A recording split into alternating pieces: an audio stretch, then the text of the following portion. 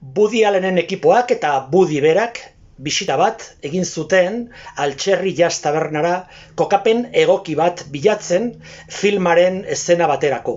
Eta han zeudenean, Altxerriko arduradunari, Juan Ignacio García Belilla izenekoa, galdetu zioten ea ezagutzen zuen musikariren bat eszena horretan laguntzeko.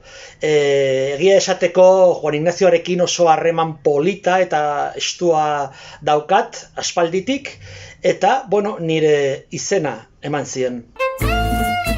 Philippe happens to be a fabulous bongo player. Isn't that exciting, Mort? Not since Neil Armstrong walked onto the moon. Eszena horretan agertzen naiz eta baita ere une hontan jo genuen musika konposatu nuen. Ez dakit azkenean entzungo den, ala ez, badakigu nolakoak diren azken muntaiak, askotan eszena oso bat desager daiteke edo musika bat desager daiteke, baina hasiera batean produktorek musika jatorrizko bat nahi zuten eta horregatik enkargatu zidaten. I had to accompany my wife to the San Sebastian Film Festival. She did the press for them. Yes, Philippe. Oh my God, I love his look. He is so chic. I only went because I couldn't shake the suspicion that she had a little crush on this movie director. Well, we put in quite a day today, huh? You did. You were unbelievable.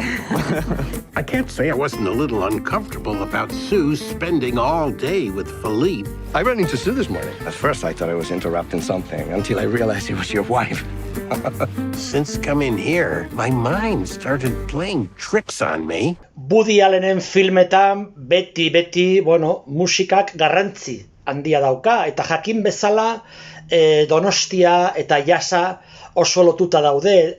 Orduan eta zentzu horretan oso logikoa iruditzen zait film honetan, jazz taberna bat agertzea. Are you under any stress? My marriage has been fraying. Can I be frank? My marriage is causing me pain. ¡Estarías todo el día fuera! Sorry about this. Sorry. Who are you? Just a friend. Egia esateko Woodyk eta biok oso hitz gutxi gurutzatu genituen. Agurtu, besterik ez. Musika sormen prozesua eta filmazioaren detaileak, bere produktoreekin landu nituen. Filmatzearen egunean, Woody oso tipo atsegina, iruditu zitzaidan, eta beste gauza bat oso polita izan zen Vittorio Storaro, garrantzi handiko argazki zuzendaria ere ezagutzea. What's it all about? Is this everything that there is, or is there more?